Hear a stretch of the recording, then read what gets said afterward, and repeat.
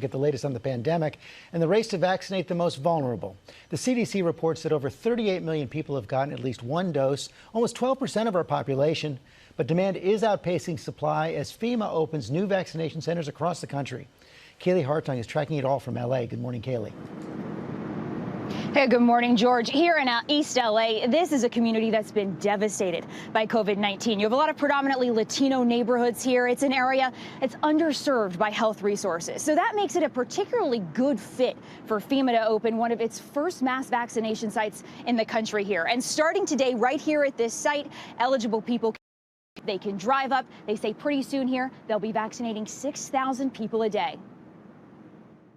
This morning, a potential game changer in the race to vaccinate as the federal government opens its first mass vaccination sites in California. Active duty service members from the U.S. Army and National Guard now working 7 days a week on the campus of Cal State University in East Los Angeles and at the Oakland Coliseum to support the FEMA-run operation. The U.S. military has a lot of medical professionals who can support this mission, who can administer this vaccine in a very quick amount of time. Officials say both of the California sites will be allotted 42,000 vaccines a week by the federal government.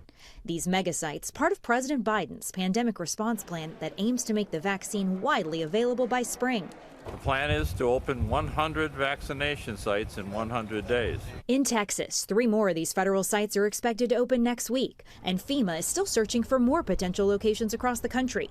But as more sites open up and more people become eligible, the vaccine supply can't keep up with demand.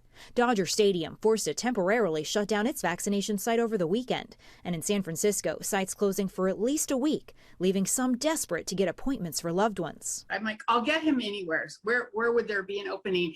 And then she said, honestly, there are no openings. The vaccine rollout also in a race against those contagious variants that appear to chip away at the effectiveness of the vaccines. A case of the South African COVID variant now confirmed in a patient from Connecticut hospitalized in New York City. And governors across the country seem to be just as confused as the rest of us with the vaccine distribution process. The National Governors Association has written a letter to President Biden saying that the way that the CDC is reporting the number of vaccine doses that have been delivered versus the number administered has created unnecessary confusion. They are urging better and clearer communication. Well, hey there, GMA fans. Robin Roberts here. Thanks for checking.